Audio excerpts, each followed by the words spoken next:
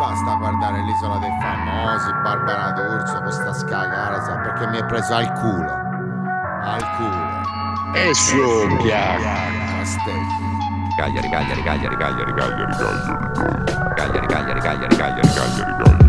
La musica melodica, la ritmica, la metrica. Apro culi, fatti studio, fumo in erba medica. La vita è una gara, salti in alto atletica. La strada è omertosa, non parla ermetica. Sono con i miei OG, sopra una B&B. Mentre i mini nenni sono tutti in BMX. Da Sidia e Gasteddu, se state che inverno alle 3 di notte. Ti sveglia quel nenno, fa freddo, è scuro, nessuno mi vede. C'è quella cricca che mi caga al piede sul lungomare, ascoltando D'Angelo con una nenna poco prima di metterglielo.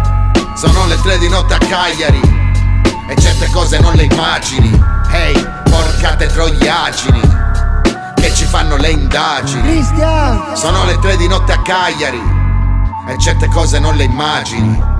Ci son porcate troiagini che ci fanno le indagini. La musica melodica di quella dei palazzi l'ascoltano in T-Max tutti i bravi ragazzi che sognano il successo eppure soldi ammazzi. Son del 99, parlano di Craxi. Alle 3 del mattino a Casteddu c'è gente davanti al kebab che ha la pivella a mente. Tipo sono già a letto, invece già retto con la cricca carioca che si fuma già retto. Ehi, sono le 3:32, le uniche voci per la strada sono le sue. Tra poco passa la devizia a raccogliere immondizia. Tu sei finta liscia e di pelle ora modizza.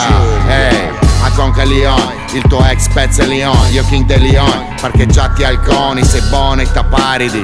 Siamo soli alle 3 qui a Cagliari. Ehi, sono le 3 di notte a Cagliari e certe cose non le immagini. Porcate troiagini che ci fanno le indagini. Ehi, sono le 3 di notte a Cagliari e certe cose non le immagini.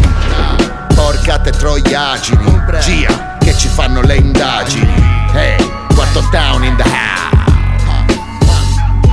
Elsa Boy in the building, motherfucker, chiches. Castelli. Cagliari.